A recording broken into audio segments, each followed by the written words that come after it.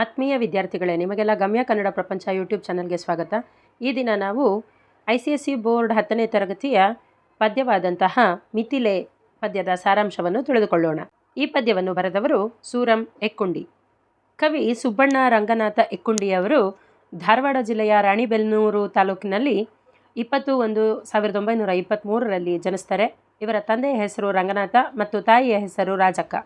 ಇವರು ಹುಬ್ಬಳ್ಳಿಯಲ್ಲಿ ತಮ್ಮ ಪ್ರಾಥಮಿಕ ಶಿಕ್ಷಣವನ್ನು ಮತ್ತು ಸಾಂಗ್ಲಿಯ ವಿಲಿಂಗ್ಡನ್ ಕಾಲೇಜ್ನಲ್ಲಿ ಮತ್ತು ಹೈದರಾಬಾದಲ್ಲಿ ಉನ್ನತ ಶಿಕ್ಷಣವನ್ನು ಮುಗಿಸಿ CI ಪದವಿಯನ್ನು ಪಡಿತಾರೆ.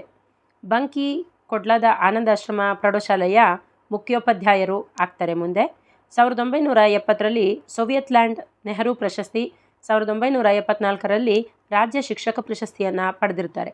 ಇವರಿಗೆ ರಾಜ್ಯ ಸಾಹಿತ್ಯ ಅಕಾಡೆಮಿ ಪ್ರಶಸ್ತಿ ಕೂಡ ಬಂದಿದೆ. ಇವರು ಬರೆದಿರುವಂತಹ ಕೃತಿಯಾದಂತಹ ಬಕ್ಕುಳದ ಹೂಗಳು, ಇದಕ್ಕೆ 1992ರಲ್ಲಿ ಕೇಂದ್ರ ಸಾಹಿತ್ಯ ಅಕಾಡೆಮಿ ಪ್ರಶಸ್ತಿ ಬಂದಿದೆ. ಇನ್ನು ಇವರು ಬರೆದಂತಹ ಪ್ರಮುಖ ಕೃತಿಗಳು ಅಂತಂದರೆ ಪ್ರತಿಬಿಂಬಗಳು, ಸಂತಾನ, ಹಾವಾಡಿಗರ ಹುಡುಗ, ಆನಂದ ತೀರ್ಥರು, ಮತ್ಸ್ಯಗಂಧಿ, ಲೆನಿನ್ನರ ನೆನಪಿಗಾಗಿ, ಕಾವ್ಯ ವಿಮರ್ಶೆ, ನವ್ಯ ಕವಿತೆ, ಮಧ್ವಮುನಿ, ಬೆಳ್ಳಕ್ಕಿಗಳು, ನೆರಳು, ಗೋಧಿಯ ತೆನೆಗಳು, ಪಂಜುಗಳು ಮುಖ್ಯವಾದಂಥದ್ದಾಗಿದೆ. ಪದ್ಯ ಹೀಗಿದೆ. ಎಂದಾದರೊಂದು ದಿನ ನಾನು ಮಿಥಿಲೆಗೆ ಹೋಗಿ ಬೀದಿ ಬೀದಿಯ ನಲೆದು ನೋಡಬೇಕು.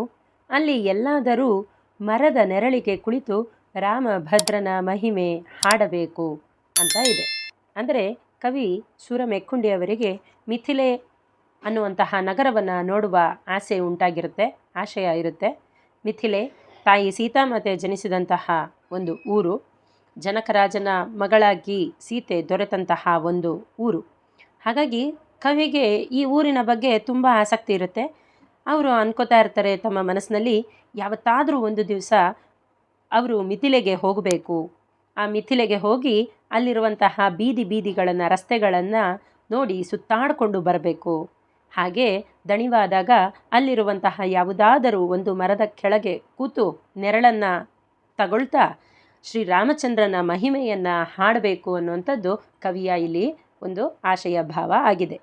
ಅಲ್ಲಿಹವು ಎತ್ತರದ ಮನೆಗಳು ಮಂದಿರವು, ಅಲ್ಲಿ ಬೇಕಾದಷ್ಟು ತುಳಸಿ ಹೂವು, ಹೆಜ್ಜೆ ಹೆಜ್ಜೆಗೆ ಅಲ್ಲಿ ಸಂಪಿಗೆಯ ಮರಗಳಿವೆ, ಗಿಳಿಗಳಿವೆ, ಇಲ್ಲ ಪಂಜರದ ನೋವು.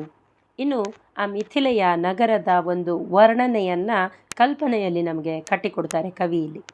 ಆ ಮಿಥಿಲೆ ಎನ್ನುವಂತಹ ನಗರದಲ್ಲಿ ಎತ್ತರವಾದಂತಹ ಮನೆಗಳಿದ್ದಾವೆ, ಮಂದಿರಗಳು ಅಂದರೆ ದೇವಾಲಯಗಳಿದ್ದಾವೆ, ಜೊತೆಗೆ ಅಲ್ಲಿ ಬೇಕಾದಷ್ಟು ತುಳಸಿಯ ಗಿಡಗಳಿದ್ದಾವೆ, ಹೂ ಬಿಡುವಂತಹ ಮರಗಳಿದ್ದಾವೆ, ಜೊತೆಗೆ ಹೆಜ್ಜೆ ಹೆಜ್ಜೆ ಇಟ್ಟಂಗೂ ಕೂಡ ಒಂದೊಂದು ಹೆಜ್ಜೆಗೂ ಒಂದೊಂದು ಸಂಪಿಗೆಯ ಮರಗಳು ಸಿಗುತ್ತವೆ.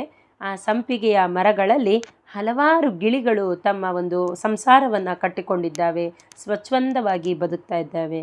ಅಲ್ಲಿ ಪಕ್ಷಿಗಳನ್ನು ಪಂಜರದಲ್ಲಿ ಕೂಡಿಡುವಂತಹ ಯಾವುದೇ ಭಾವಗಳಿಲ್ಲ.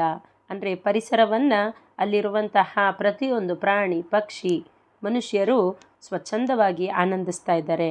ಹಾಗಾಗಿ ಅಲ್ಲಿ ಯಾವುದೇ ಬಂಧನದ ಭೀತಿ ಇಲ್ಲ, ಪಂಜರದೊಳಗೆ ಇರುವಂತಹ ನೋವಿಲ್ಲ ಅನ್ನುವಂತಹ ವಿಚಾರವನ್ನು ಕವಿ ತಿಳಿಸ್ತಾರೆ. ಅಲ್ಲಿ ಪುಷ್ಕರಣಿಗಳ ತುಂಬ ತಾವರೆ ಇಹವು, ಅಲ್ಲಿ ಬೀಸುವ ಗಾಳಿ ಚೈತ್ರಗಂಧ, ಅಲ್ಲಿ ಹಾಡುವ ಹಂಸ ಮೈಥಿಲಿಯ ಕನಸಿನೊಲು, ಬೆಡಗಿನಲ್ಲಿ ಗರಿಯೊಡೆದ ಹಿಗ್ಗಿನಿಂದ. ಇನ್ನು ಆ ಮಿಥಿಲಾ ನಗರದ ಒಂದು ಸೌಂದರ್ಯವನ್ನು ಇನ್ನೊಂದಿಷ್ಟು ವರ್ಣಿಸಿ ಮುಂದುವರೆದು ಹೇಳ್ತಾರೆ. ಆ ಮಿಥಿಲೆಯ ನಗರದಲ್ಲಿ ಅಲ್ಲಲ್ಲೇ ಸಾಕಷ್ಟು ಪುಷ್ಕರಣಿಗಳು ಅಂದರೆ ಕಲ್ಯಾಣಿಗಳು ಇದ್ದಾವೆ. ಆ ಕಲ್ಯಾಣಿಗಳ ತುಂಬ ತಾವರೆಯ ಹೂವು ಅರಳಿ ನಿಂತಿರುತ್ತೆ. ಹಾಗಾಗಿ ಅಲ್ಲಿನ ಗಾಳಿ ಅಂದರೆ ಮಿಥಿಲೆಯಲ್ಲಿ ಬೀಸುವಂತಹ ಗಾಳಿ ಸದಾ ಚೈತ್ರ ಮಾಸದಲ್ಲಿ ಇರುವಂತಹ ಒಂದು ತಂಪಾದಂತಹ ಗಾಳಿಯ ರೀತಿಯಲ್ಲೇ ಭಾಸವಾಗುತ್ತೆ ಅನ್ನೋವಂಥದ್ದನ್ನು ಹೇಳ್ತಾರೆ. ಜೊತೆಗೆ ಅಲ್ಲಿನ ಕಲ್ಯಾಣಿಗಳಲ್ಲಿ ತಾವರೆ ಇರುವಂತೆಯೇ ಹಂಸ ಪಕ್ಷಿಗಳು ಕೂಡ ಸ್ವಚ್ಛಂದವಾಗಿ ಈಜಾಡ್ತಾ ಇರ್ತವೆ, ಸ್ವತಂತ್ರವಾಗಿರ್ತವೆ ಅನ್ನೋವಂಥದ್ದನ್ನು ಹೇಳ್ತಾರೆ.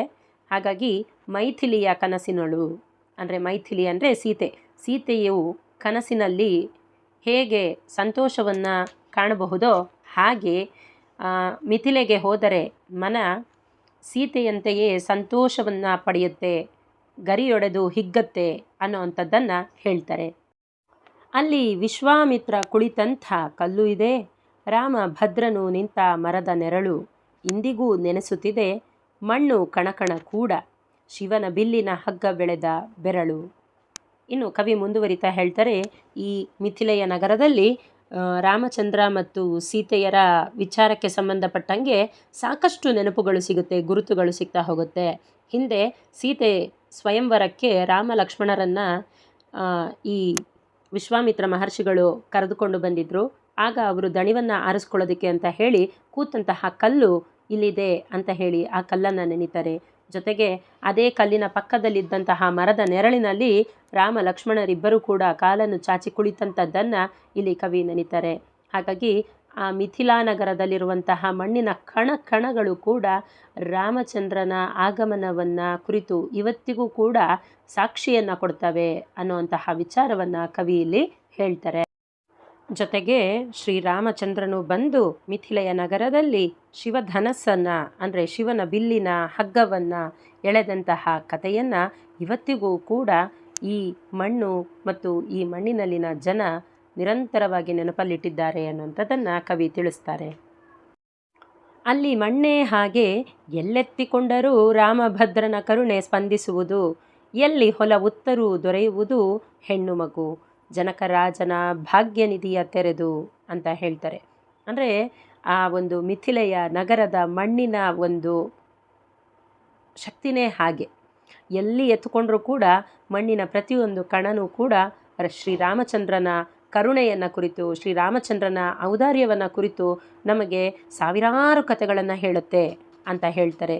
ಜೊತೆಗೆ ಆ ಮಿಥಿಲೆಯ ನಗರದಲ್ಲಿ ಯಾವುದೇ ಹೊಲದಲ್ಲಿ ಬಿತ್ತನೆಯನ್ನು ಮಾಡಿದರೂ ಕೂಡ ಅಲ್ಲಿ ಎಲ್ಲರಿಗೂ ಕೂಡ ಹೆಣ್ಣು ಮಗುವು ದೊರೆಯುತ್ತೆ ಜನಕರಾಜನ ರೀತಿಯಲ್ಲಿ. ಅಂದರೆ ಬೆಳೆಯ ರೂಪದಲ್ಲಿ ಅವರಿಗೆ ಸಂಪತ್ತು ದೊರೆಯುತ್ತೆ. ಜನಕರಾಜನಿಗೆ ಸೀತೆ ದೊರೆತಳು, ಆಕೆ ಜನಕರಾಜನ ಸೌಭಾಗ್ಯವೇ ಸರಿ. ಹಾಗೆ ಈ ಮಿಥಿಲೆಯ ನಗರದಲ್ಲಿ ಎಲ್ಲಿಯೇ ಕೂಡ ವ್ಯವಸಾಯವನ್ನು ಮಾಡಿದರೂ ಕೂಡ ಆ ಭೂಮಿ ಸೀತಾಮಾತೆಯಂತೆಯೇ ಸಂಪದ್ಭರಿತವಾದಂತಹ ಒಂದು ಬೆಳೆಯನ್ನು ನಮಗೆ ಭಾಗ್ಯವನ್ನಾಗಿ ಕರುಣಿಸ್ತಾಳೆ ಅನ್ನುವಂಥದ್ದನ್ನು ಕವಿ ಇಲ್ಲಿ ಹೇಳ್ತಾರೆ. ಬಿಲ್ಲನೆತ್ತುವ ದಿವಸ ದೇಶವೇ ನೆರೆದಿತ್ತು, ರಾಮಭದ್ರನು ತಮ್ಮನೊಡನೆ ಬರಲು, ದಾರಿಯುದ್ದಕ್ಕೂ ಹೂವು ಸುರಿಸಿದವು ಹೆಮ್ಮರವು, ದಿವ್ಯ ಮಂಗಲ ವಾದ್ಯ ಮೊಳಗುತ್ತಿರಲು. ಇಡೀ ದೇಶಕ್ಕೆ ದೇಶವೇ ಎದುರು ನೋಡ್ತಿದ್ದಂತಹ ಆ ಸೀತಾ ಸ್ವಯಂವರದ ದಿನ ಬಂದೇ ಬಿಟ್ಟಿತ್ತು. ಆ ಶಿವನ ಬಿಲ್ಲನ್ನು ಎತ್ತೋದಕ್ಕಾಗಿ ಶ್ರೀರಾಮಚಂದ್ರನು ಕೂಡ ಸರತಿಯ ಸಾಲಿನಲ್ಲಿ ಬಂದು ನಿಂತೇ ಬಿಟ್ಟಿದ್ದ. ಹಾಗೆ ಬಂದಂತಹ ಶ್ರೀರಾಮಚಂದ್ರ ತಮ್ಮನ ಜೊತೆಯಾಗಿ ಮಿಥಿಲೆಯ ದಾರಿಯಲ್ಲಿ ನಡೆದುಕೊಂಡು ಬರ್ತಾ ಇದ್ದರೆ ಊರು ಅವರಿಬ್ಬರ ಮೇಲೆ ಹೂವನ್ನು ಸುರಿಸಿದ್ವು.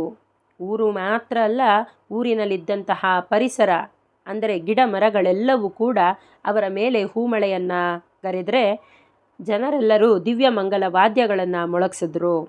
ಹೀಗೆ ಒಂದು ಶುಭ ಸಂಕೇತದ ರೂಪದಲ್ಲಿ ಶ್ರೀರಾಮಚಂದ್ರ ಸೀತಾ ಸ್ವಯಂವರಕ್ಕಾಗಿ ಮಿಥಿಲೆಯ ನಗರಕ್ಕೆ ಬಂದರು ಅನ್ನುವಂಥದ್ದನ್ನು ಹೇಳ್ತಾರೆ. ಇನ್ನು ಶ್ರೀರಾಮಚಂದ್ರ ಶಿವಧನಸ್ಸನ್ನು ಮುರಿದು ಸೀತೆಯನ್ನು ಪಡೆಯೋದಕ್ಕೆ ಅರ್ಹತೆಯನ್ನು ಪಡೆದುಕೊಳ್ತಾನೆ. ಅಂತಹ ಸಂದರ್ಭದಲ್ಲಿ ಹೃದಯ ತಟ್ಟೆಗಳಲ್ಲಿ ಕಣ್ಣಿನ ಆರತಿ ಎತ್ತಿ ಮಿಥಿಲೆ ಸಂಭ್ರಮದಿಂದ ಎದುರುಗೊಂಡು ವೈದೇಹಿಯನ್ನು ಬಯಸಿ ಬಂದ ರಾಜರ ಆಸೆ ಶಿವನ ಬಿಲ್ಲಿನ ಜೊತೆಗೆ ತುಂಡು ತುಂಡು. ಅಂದರೆ ಸೀತೆಯನ್ನು ಪಡೆಯೋದಕ್ಕಾಗಿ ಸ್ವಯಂವರಕ್ಕೆ ನೂರಾರು ಜನ ರಾಜರು ಬಂದಿರ್ತಾರೆ. ಆದರೆ ಅವರಲ್ಲಿ ಶಿವಧನಸ್ಸನ್ನು ಮುರಿದು ಅರ್ಹತೆಯನ್ನು ಪಡೆದುಕೊಂಡವನು ಶ್ರೀರಾಮಚಂದ್ರ ಮಾತ್ರನೇ ಆಗ್ತಾನೆ. ಶ್ರೀರಾಮಚಂದ್ರ ಆ ಶಿವಧನಸ್ಸನ್ನು ಮುರಿತಾ ಇದ್ದ ಹಾಗೆ ಎಲ್ಲವೂ ಸೆಟಲ್ ಆಗುತ್ತೆ. ಅಂದರೆ ಸೀತೆಯನ್ನು ಪಡೆಯೋದಕ್ಕೆ ರಾಮಚಂದ್ರ ಅರ್ಹನಾಗ್ತಾನೆ. ಜನರೆಲ್ಲ ಕೂಡ ಈ ನವದಂಪತಿಗಳಿಗೆ ಆರತಿಯನ್ನು ಎತ್ತುತ್ತಾರೆ. ಹೇಗೆ ಅಂದರೆ ಅವರ ಹೃದಯವನ್ನೇ ತಟ್ಟೆಯನ್ನಾಗಿಸ್ಕೊಂಡು ಕಣ್ಣನ್ನೇ ಆರತಿಯನ್ನಾಗಿ ಮಾಡಿಕೊಂಡು ಆ ಶ್ರೀರಾಮಚಂದ್ರ ಮತ್ತು ಸೀತಾಮಾತೆಗೆ ದೃಷ್ಟಿಯನ್ನು ತೆಗಿತಾರೆ, ಆರತಿಯನ್ನು ಬೆಳಗ್ತಾರೆ. ಇಡೀ ಮಿಥಿಲೆ ಸಂಭ್ರಮದಿಂದ ಈ ಒಂದು ದೃಶ್ಯವನ್ನು ಕಣ್ತುಂಬಿಕೊಳ್ಳುತ್ತೆ.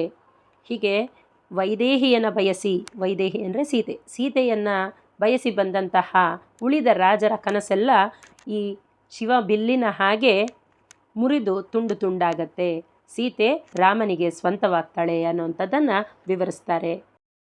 ಸುರಿದ ಮಂತ್ರಾಕ್ಷತೆಯು ಸುತ್ತ ಜಯ ಜಯಕಾರ, ರಾಮಭದ್ರಗೆ ಕಮಲ ಮಾಲೆ ಹಾಕಿ ಬದಿಗೆ ನಿಂತಳು ಸೀತೆ, ಜನಕ ರಾಜ್ಯನ ಭಾಗ್ಯ ಲೋಕಗಳ ಹರ್ಷವೇ ಹರಿಯಿತುಕ್ಕಿ. ಹೀಗೆ ಸ್ವಯಂವರದಲ್ಲಿ ಸೀತೆಯನ್ನು ಗೆದ್ದ ನಂತರದಲ್ಲಿ ಶ್ರೀರಾಮಚಂದ್ರ ಸೀತಾಮಾತೆಗೆ ಕಮಲದ ಮಾಲೆಯನ್ನು ಹಾರವನ್ನಾಗಿ ಹಾಕ್ತಾನೆ. ಆಗ ಅಲ್ಲಿ ನೆರೆದಿದ್ದಂತಹ ಜನರೆಲ್ಲರೂ ಕೂಡ ಶ್ರೀರಾಮಚಂದ್ರ ಹಾಗೂ ಸೀತಾಮಾತೆಗೆ ಜಯವಾಗಲಿ ಜಯವಾಗಲಿ ಅಂತ ಹೇಳಿ ಜಯಕಾರವನ್ನು ಹಾಕ್ತಾರೆ. ಇಂತಹ ದೃಶ್ಯವನ್ನು ಜನಕ ಮಹಾರಾಜ ತನ್ನ ಬಾಳಿನ ಭಾಗ್ಯ ಅಂತ ಹೇಳಿ ಕಣ್ತುಂಬಿಕೊಳ್ತಾನೆ. ಇದರಿಂದ ಇಡೀ ಲೋಕವೇ ಸಂತೋಷವನ್ನು ಪಡುವಂತಹ ಕ್ಷಣ ಅವತ್ತು ಮಿಥಿಲೆಯಲ್ಲಿ ನೆರವೇರುತ್ತೆ ಅನ್ನುವಂಥದ್ದನ್ನು ಇಲ್ಲಿ ಕವಿ ತಿಳಿಸಿದ್ದಾರೆ. ಇನ್ನು ಮುಂದೆ ಮಗಳ ಮನೆ ತುಂಬಿಸುತ್ತಾ ಬೀಳ್ಕೊಡಲು ಜನಕನು ಹನಿದುಂಬಿದವು ಮಿಥಿಲೆಯ ಹೃದಯ, ಕಣ್ಣು ಮಗಳೇ ಮಂಗಲವಿರಲಿ ಎಂದು ಉಡುಗೊರೆ ಇತ್ತ ಬಂಗಾರ ಕರಡಿಗೆ ತುಂಬ ಹೊಲದ ಮಣ್ಣು. ಜನಕ ಮಹಾರಾಜ ಪ್ರಜೆಗಳನ್ನು ತುಂಬ ಪ್ರೀತಿಯಿಂದ ವಿಶ್ವಾಸದಿಂದ ಕಾಣ್ತಿದ್ದಂತಹ ಒಬ್ಬ ದೊರೆಯಾಗಿದ್ದ. ಅಂತಹ ಜನಕ ಮಹಾರಾಜನ ಮಗಳು ಇವತ್ತು ಮದುವೆಯಾಗಿ ಹೊರಟು ನಿಂತಹ ಸಂದರ್ಭದಲ್ಲಿ ಕೇವಲ ಜನಕ ಮಹಾರಾಜನಿಗಷ್ಟೇ ಅಲ್ಲ, ಇಡೀ ಮಿಥಿಲೆಯ ನಗರದ ಜನರ ಮನಸ್ಸು ಮತ್ತು ಕಣ್ಣುಗಳು ತುಂಬಿ ಬಂದಿದ್ದವು. ಮಗಳನ್ನು ಗಂಡನ ಮನೆಗೆ ಕಳಿಸ್ಬೇಕಲ್ಲ ಅನ್ನುವಂತಹ ಒಂದು ಆನಂದ ಬಾಷ್ಪ ಅವರ ಕಣ್ಣುಗಳಲ್ಲಿ ಉಕ್ಕಿ ಹರಿತಾ ಇತ್ತು. ಅಂತಹ ಸಂದರ್ಭದಲ್ಲಿ ಸೀತೆಯ ತಂದೆಯಾದಂತಹ ಜನಕ ಮಹಾರಾಜ, ಮಗಳೇ ನಿನಗೆ ಮುಂದಿನ ಜೀವನದಲ್ಲಿ ಒಳ್ಳೆಯದಾಗಲಿ ಅಂತ ಹೇಳಿ ಒಂದು ಬಂಗಾರದ ಕರಡಿಗೆಯಲ್ಲಿ, ಅಂದರೆ ಒಂದು ಬಂಗಾರದ ಡಬ್ಬದಲ್ಲಿ ಆ ಮಿಥಿಲೆಯ ನಗರದ ಮಣ್ಣನ್ನು ಹಾಕಿ ಉಡುಗೊರೆಯನ್ನಾಗಿ ನೀಡ್ತಕ್ಕಂಥದ್ದನ್ನು ಇಲ್ಲಿ ಕವಿ ವಿವರಿಸ್ತಾರೆ. ಸಾಮಾನ್ಯವಾಗಿ ವರದಕ್ಷಿಣೆ ಅಂತ ಹೇಳಿ ಏನೇನನ್ನೋ ಕೊಡ್ತಾರೆ, ಆದರೆ ಇಲ್ಲಿ ನಮ್ಮ ಮಿಥಿಲೆಯ ರಾಜನಾದಂತಹ ಜನಕ ರಾಜ ಮಿಥಿಲೆಯ ಒಂದು ಪುಣ್ಯ ಸ್ವರೂಪವಾದಂತಹ ಮಣ್ಣನ್ನು ಬಂಗಾರದ ಡಬ್ಬಿಗೆ ತುಂಬಿ, ಮಗಳೇ ನಿನಗೆ ಒಳ್ಳೆಯದಾಗಲಿ ಅಂತ ಹೇಳಿ ಉಡುಗೊರೆಯನ್ನು ಸೀತೆಗೆ ನೀಡ್ತಾನೆ. ಎಂದಾದರೊಂದು ದಿನ ನಾನು ಮಿಥಿಲೆಗೆ ಹೋಗಿ ಬೀದಿ ಬೀದಿಯ ನಲೆದು ನೋಡಿ ಬರುವೆ, ರಾಮಭದ್ರನ ಕಥೆಯ ಹಾಡಿ ಕರಡಿಗೆಯಲ್ಲಿ ಜನಕರಾಜನ ಹೊಲದ ಮಣ್ಣು ತರುವೆ ಅಂತ ಕೊನೆಯದಾಗಿ ಕವಿ ಹೇಳ್ತಾರೆ. ಅಂದರೆ ಕವಿಯ ಆಶಯವನ್ನು ನೋಡಬೇಕಿಲ್ಲಿ. ಮಿಥಿಲೆ ಅನ್ನುವಂಥದ್ದು ಒಂದು ಪವಿತ್ರವಾದಂತಹ ಸ್ಥಳ. ಅಲ್ಲಿನ ಕಲ್ಲು, ಮಣ್ಣು, ಮರ, ಅಲ್ಲಿ ವಾಸಿಸುವಂತಹ ಪ್ರಾಣಿ, ಪಕ್ಷಿ ಎಲ್ಲವೂ ಕೂಡ ಶ್ರೀರಾಮಚಂದ್ರ ಹಾಗೂ ಸೀತಾಮಾತೆಯರ ಕರುಣೆಯಲ್ಲಿ ಜೀವನವನ್ನು ನಡೆಸ್ತಿರುವಂತಹ ಪುಣ್ಯಜೀವಿಗಳು ಅನ್ನುವಂತಹ ಭಾವ ಕವಿಯ ಈ ಕಲ್ಪನೆಯಲ್ಲಿದೆ. ಹಾಗಾಗಿ ಕವಿಗೆ ಒಂದು ಆಸೆ ಇರುತ್ತೆ, ಯಾವತ್ತಾದರೂ ಒಂದು ದಿನ ತಾನೂ ಕೂಡ ಮಿಥಿಲೆಗೆ ಹೋಗಿ ಅಲ್ಲಿಯ ರಸ್ತೆಗಳನ್ನು ಅಲೆದಾಡಿ ಅಲ್ಲಿನ ಕರುಣೆಯನ್ನು, ಅಂದರೆ ರಾಮ ಮತ್ತು ಸೀತೆಯರ ಕರುಣೆಯನ್ನು ತನಗೂ ಕೂಡ ಒಂದು ಸ್ವಲ್ಪ ಇರಲಿ ಅಂತ ಹೇಳಿ ಪಡೆದುಕೊಂಡು ಬರಬೇಕು. ಹಾಗೆ ಹೋದಂತಹ ಸಂದರ್ಭದಲ್ಲಿ ನಾನು ರಾಮನ ಮಹಿಮೆಯನ್ನು 4 ಜನರಿಗೆ ಹೇಳಿ ತಿಳಿಸಿ ಅಲ್ಲಿನ ಮಿಥಿಲೆಯ ಒಂದು ಪವಿತ್ರವಾದಂತಹ ಮಣ್ಣನ್ನು, ಜನಕರಾಜ ಮಗಳಿಗೆ ನೀಡಿದಂತಹ ಮಣ್ಣನ್ನು ತಾನೂ ಕೂಡ ತನ್ನ ಊರಿಗೆ, ತನ್ನ ಮನೆಗೆ ತೆಗೆದುಕೊಂಡು ಬರ್ತೀನಿ, ನನ್ನ ಮನೆಯನ್ನು ಕೂಡ ಅದರೊಂದಿಗೆ ಪವಿತ್ರವನ್ನಾಗಿಸ್ಕೊಳ್ತೀನಿ ಅನ್ನುವಂತಹ ಕಲ್ಪನೆ ಇಲ್ಲಿ ಕವಿಯದ್ದಾಗಿದೆ. ಒಟ್ಟಾರೆ ಕವಿ ಸುರ ಮೆಕ್ಕೊಂಡಿ ಅವರು ಮಿಥಿಲೆ ಅನ್ನುವಂತಹ ಪದ್ಯದಲ್ಲಿ ಮಿಥಿಲೆ ನಗರದ ಒಂದು ಮಹಿಮೆಯನ್ನು, ಅಲ್ಲಿ ಇದ್ದಂತಹ ಜನಕನ ಒಂದು ಒಳ್ಳೆಯ ತನಗಳನ್ನು, ಮತ್ತು ಸೀತೆಯಲ್ಲಿದ್ದಂತಹ ಒಂದು ತಾಯಿ ಸ್ವರೂಪವಾದಂತಹ ಹೃದಯವನ್ನು ಮತ್ತು ರಾಮಚಂದ್ರನ ಜೀವನದ ಕರುಣೆಯನ್ನು ಹಾಡಿ ಹೊಗಳ್ತಾರೆ ಅಂತ ಹೇಳ್ಬೋದು. ಮುಂದಿನ ಪದ್ಯಗಳ ವಿವರಣೆಗಾಗಿ ನಿರಂತರವಾಗಿ ಗಮ್ಯ ಕನ್ನಡ ಪ್ರಪಂಚ ಯೂಟ್ಯೂಬ್ ಚಾನಲನ್ನು ಲೈಕ್ ಮಾಡಿ, ಶೇರ್ ಮಾಡಿ, ಸಬ್ಸ್ಕ್ರೈಬ್ ಮಾಡಿ. ಧನ್ಯವಾದಗಳು.